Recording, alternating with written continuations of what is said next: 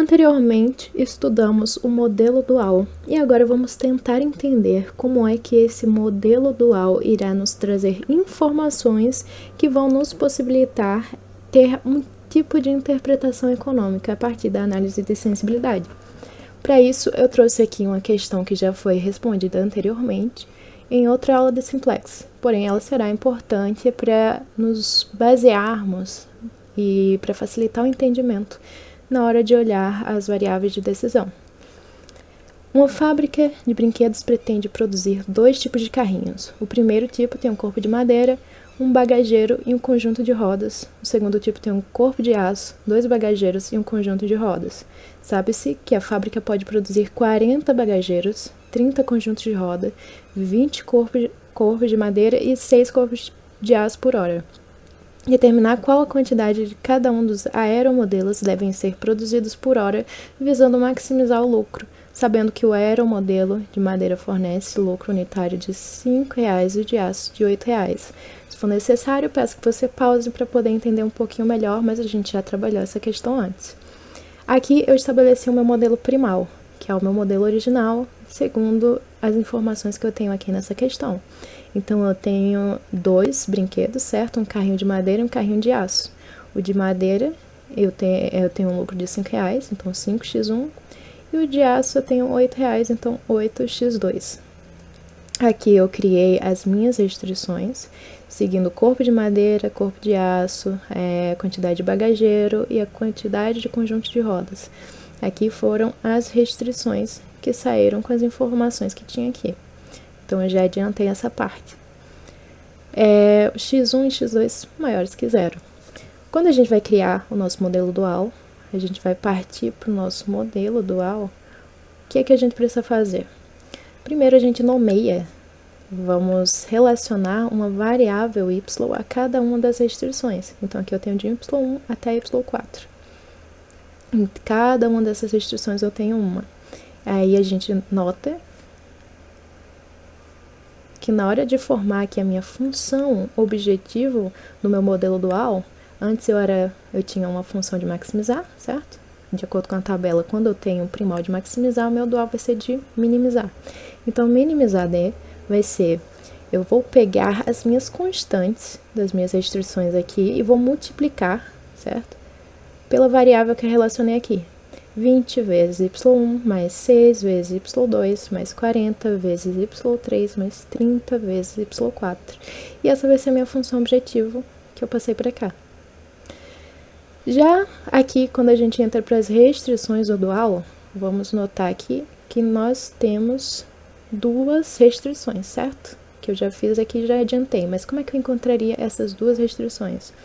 Eu tenho 2 variáveis de decisão, que é x1 e x2. Portanto, isso vai me trazer 2 restrições. Essa restrição aqui tá relacionada a x1 e essa a x2. Como é que eu formulo essa restrição? Eu vou pegar aqui o x1, certo? Eu tenho x1 na primeira restrição, que é y1. Eu tenho x1 na terceira restrição, y3. E eu tenho x1 na quarta restrição, que é y4. Então, eu vou somar y1 mais y3 mais y4.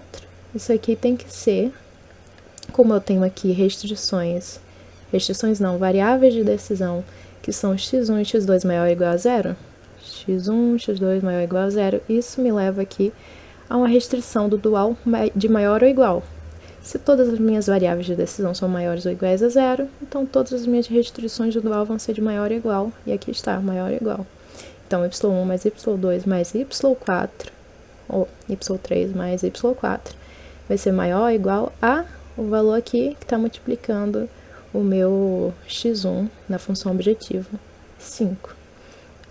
E essa segunda restrição, eu vou ter o x2, certo? Então, vou pegar aqui, x2 eu tenho na minha segunda restrição, y2, mais. Eu tenho 2x2, só que eu relacionei o x2 a y3, então 2y3, mais, eu tenho aqui y4. A gente passa para cá, a gente sabe que como todas as variáveis de decisão são maiores ou iguais a zero, isso vai me levar à restrição de maior ou igual, então maior ou igual. E aqui vai a constante que está multiplicando o x2 aqui na função objetiva do primal, 8, certo? Então, a gente pode ter essa noção de que aqui eu tenho 4 restrições. Cada uma eu relacionei a uma variável. E aqui eu tenho 4 variáveis de decisão, certo? 4 variáveis de decisão. Aqui eu tenho 2 variáveis de decisão que me levou a 2 restrições no meu modelo dual.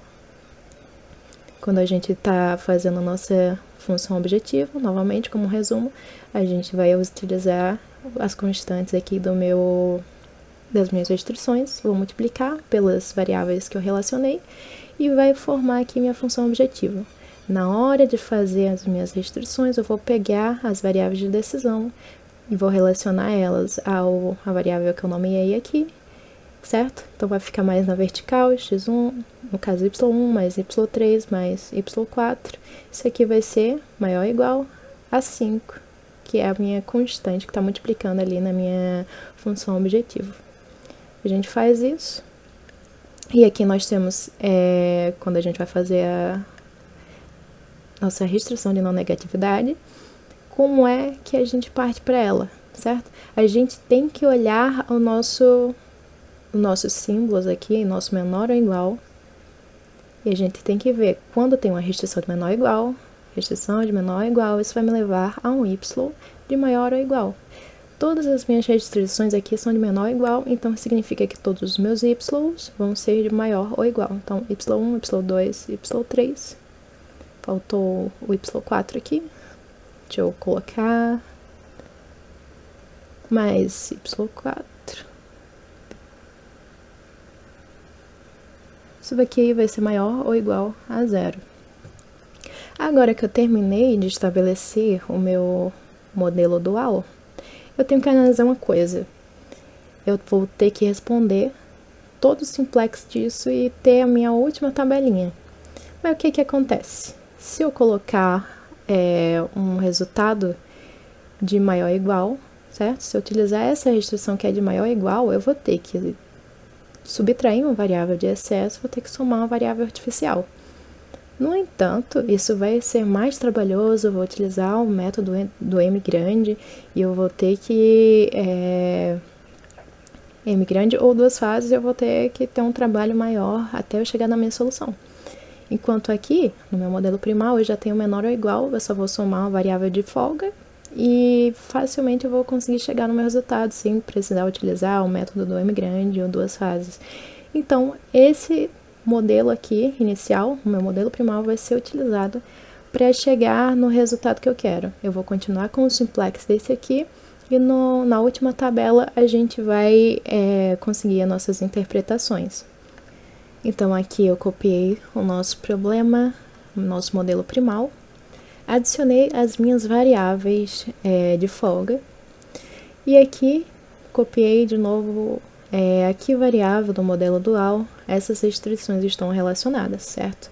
Então, eu tenho aqui que meu x3 está relacionado a y1, significa que a minha folga desse recurso está relacionada a y1. Minha folga do x4, que é de aço, está relacionada a y2. Minha folga do x5, que é o bagageiro, está relacionada a y3. Minha folga de x6, que é a folga de conjunto de rodas, está relacionada a y4, certo? Então, eu trouxe já o quadro ótimo. E como é que eu vou saber qual que é o resultado do meu modelo dual, tendo o resultado aqui do primal? Vamos analisar aqui primeiro. Colocar aqui mesmo, eu tenho x1 e x2, que foram minhas variáveis de decisão, ou seja, meus produtos, que é o carrinho com bagageiro de madeira e o carrinho com bagageiro de aço. Eu produzi 20 de madeira e 6 de aço, e eu tive aqui uma folga de x5 e x6. x5 está relacionado ao bagageiro, certo? Então, eu tive uma folga de 8, sobraram 8 bagageiros. x6 está relacionado a conjunto de rodas. Sobraram 4 conjuntos de rodas. Eu tenho x3 e x4 igual a 0. x3 é o corpo de madeira do carrinho e x4 é o meu corpo de aço. Significa que não sobrou nenhum, não houve folga, certo? São produtos escassos. Agora eu tenho que passar esse resultado para o meu resultado do dual. Como é que eu sei qual é a minha solução ótima do dual? Geralmente vai ser o mesmo do primal. Então, meu dual vai ser 148. Minhas variáveis básicas e não básicas no dual vão ser as seguintes. Eu vou passar aqui, de acordo com o teorema da fórmula complementar, eu preciso dividir o meu quadro simplex entre as variáveis que eu adicionei e as variáveis originais do problema. Eu tenho que x1 e x2 são variáveis de decisão originais e eu adicionei x3, x4, x5 e x6 variáveis de folga. Eu tenho que dividir no meio, certo? Então aqui está dividido. Essas daqui são as que eu adicionei no problema e essas daqui são as originais. Como é que eu vou passar aqui para o meu dual? Eu vou olhar x3, que é a minha variável de folga dessa primeira restrição, ela está relacionada a y1. Então, eu vou procurar aqui x3, ela está relacionada a y1, eu vou colocar y1 aqui em cima dela. Eu tenho aqui no meu x4, está relacionada a y2. Então, eu vou botar aqui y2 no meu x4. No meu x5 está relacionado a y3. Então, y3. E aqui, no meu x6, está relacionado a y4. Passo para cá também. Notem que a gente começou pelas variáveis que a gente adicionou. Então, começamos pelo lado direito do quadro. Quando eu chego em y4, eu continuo para cá. y5 e y6. Eu passo aqui para o nosso resultado agora. Eu tenho aqui que meu y1 é igual a 5. y1 é igual a 5. Por quê? Agora, para a gente resolver o nosso modelo dual, a gente vai utilizar esses valores aqui que estão embaixo das variáveis e estão aqui na minha linha da função objetiva. Então, y2 aqui vai ser igual a 5. O y, no caso y1, o y2 vai ser relacionado a 8, certo? y2 igual a 8. y2 é igual a 8. y3, 0.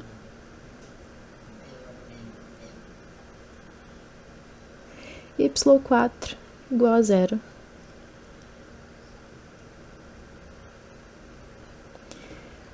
Quando eu chego nesse aqui, agora eu volto. y5 está igual a 0. É igual a 0. E y6 igual a 0 também. y6 igual a 0. Agora a gente tem todas as variáveis que a gente precisa do dual. Se a gente tivesse respondido aqui tudo isso, utilizando o meu problema do dual, meu modelo dual, esse seria o resultado que a gente encontraria. Mas não precisamos, utilizamos apenas o primal, e desse quadro primal a gente conseguiu extrair todos os resultados que a gente teria para o dual, certo?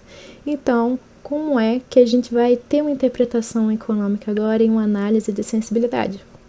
Para isso, depois de ter utilizado o teorema da fórmula complementar e conseguido nossos resultados, a gente vai entender dois conceitos, que é o de preço sombra e custo de oportunidade. Eles vão ser muito importantes para a gente poder ter uma análise de sensibilidade e ter uma interpretação econômica. Também o conceito de custo reduzido. O que é que vão significar cada um desses? O preço sombra ou custo de oportunidade é quanto o lucro aumenta a cada unidade adicional do recurso escasso. Como assim? Eu tenho aqui, por exemplo, que eu tenho meu recurso escasso, que é o x3 e o x4. Quem é x3 e x4? x3 é o meu corpo de madeira e x4 é o corpo de aço. Eles foram escassos, não sobrou nenhum. Quanto é que eu conseguiria de lucro se eu conseguisse aumentar isso aqui? certo? Se eu conseguisse aumentar essa quantidade, eu tivesse 21 corpos de madeira, por exemplo, qual que seria o meu impacto no lucro? E se eu tivesse 7 corpos de aço? Quanto que isso iria aumentar no meu lucro? A gente fez uma atividade no início do período que era brincando com um gráfico, onde vocês conseguiam adicionar uma unidade do recurso e conseguiam ver quanto lucro era impactado com isso. Nesse sentido, é a mesma coisa. Esse é o preço sombra ou custo de oportunidade.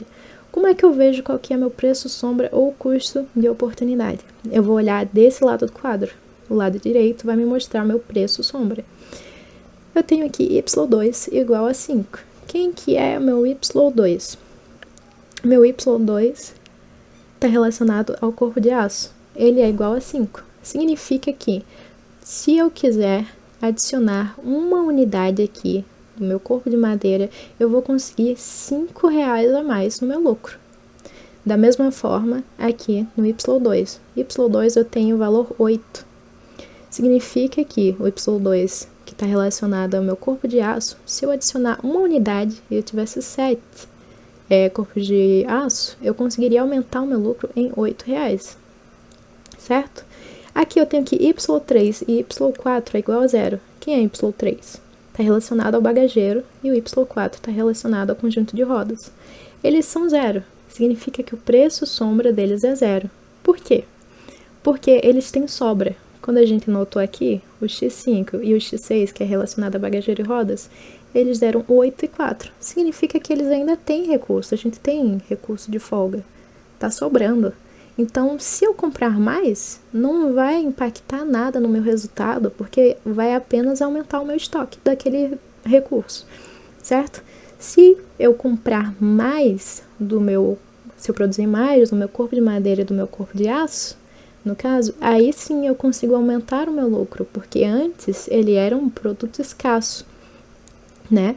Eram algumas peças escassas, que se eu aumentar, aí eu consigo utilizar esses meus recursos que estão em folga e produzir mais e assim conseguir mais lucro. Então, essa aqui é a região em que eu analiso o preço sombra. Se eu tenho preço sombra, significa que aquele produto é escasso. Se eu não tenho preço sombra, ou custo de oportunidade, significa que aquele produto ali, ele está em folga, eu ainda tenho ele no meu estoque. Então, não faz sentido eu comprar mais. Se eu tenho preço sombra, faz sentido eu comprar mais, eu vou aumentar o meu lucro.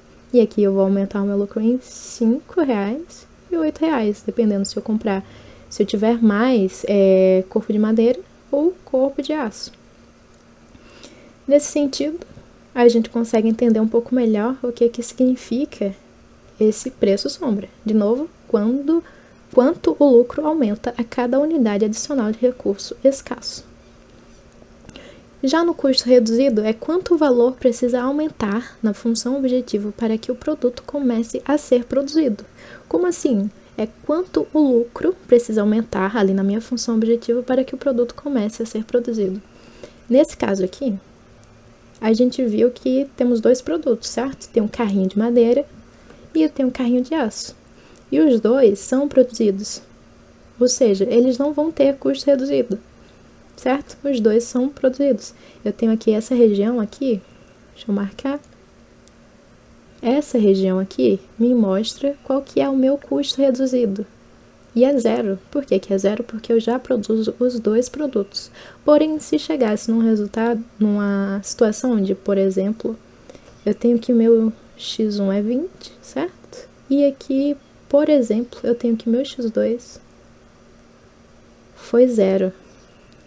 Se fosse essa situação em vez dessa, onde muitas vezes que a gente estava resolvendo simplex, a gente encontra que um produto não é produzido porque ele não traz tanto lucro, certo? Então o simplex ele faz com que a gente não produza ele.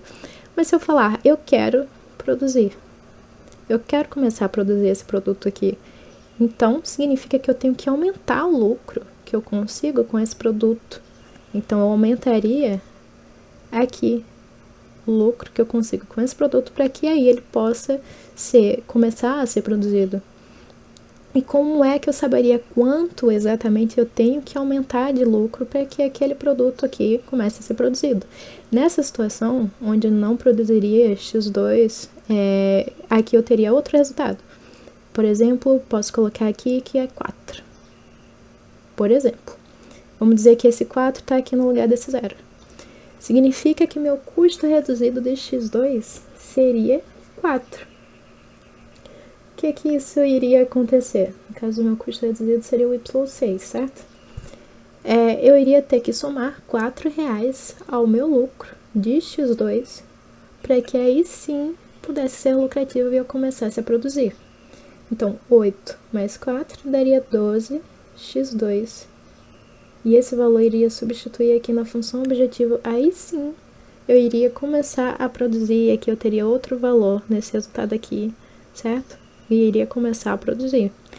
O que não acontece nessa questão, porque os dois já estão aqui, ó, no meu primal, eles já estão na minha base, estão sendo produzidos. É apenas se a gente encontrar um produto que ele não está sendo produzido, quanto é que eu vou aumentar aqui no meu lucro, para que ele comece a aparecer aqui, ser produzido, certo? No caso, começa a ser produzido nessa região aqui, o nosso resultado. O que mais que eu posso falar aqui que seria interessante saber?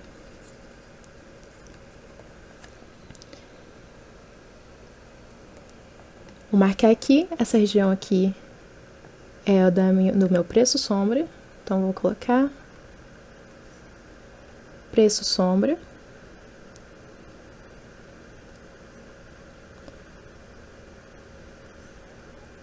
Essa minha região é do meu custo reduzido. Custo reduzido. Nessa solução aqui, eu não tenho custo reduzido. Significa que eu produzo os dois. Eu tenho uma produção dos dois produtos, eu não preciso aumentar o meu lucro para ele passar a ser produzido.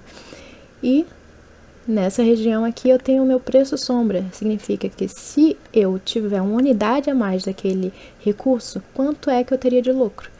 Y3 e Y4, eu tenho o resultado 0 aqui. Significa que se eu aumentar a minha quantidade de Y3 ou Y4, o meu resultado continua a ser 0. Certo? Eu não vou ter um lucro, isso aqui não vai impactar no meu lucro. No entanto, aqui no Y2 e no Y1, eu tenho 5 e 8 de lucro. Significa que se eu tiver mais um recurso aqui do meu Y1, que é aqui relacionado ao meu corpo de madeira, eu vou ter R$5 a mais de lucro. Significa que aqui, se eu tivesse mais um, isso iria somar mais R$5 no meu lucro. Isso aqui daria 153, certo? E esse seria o meu novo lucro. Da mesma forma, se eu tivesse um a menos do corpo, então eu teria que, em vez de ter 21 ou 20, eu teria 19. Se eu tivesse 19, ou seja, um recurso a menos aqui no meu corpo de madeira, isso me daria menos 5. Teria menos R$5 no meu lucro. E assim a gente consegue entender quanto que mais um daquele recurso vai impactar aqui no meu resultado final. Se eu tiver mais um de Y2, mais um de Y1, se eu tiver menos, aí eu vou conseguir determinar qual que vai ser meu impacto, sem eu ter que poder responder todo o simplex novamente com as informações novas. Assim eu consigo ter essas mensurações de quanto que vai aumentar apenas aqui na minha função, na minha solução ótima. No entanto, a gente não tem como saber qual que vai ser a mudança aqui nessa região. Pode ser que tenha uma mudança e eu produza mais um produto e não outro. E isso a gente não vai conseguir saber com o simplex apenas. A gente vai conseguir entender melhor como funciona isso quando formos para o software, o Lindo. Ele vai poder mostrar com mais detalhe qual que vai ser o impacto toda vez que a gente puder modificar ali algum resultado.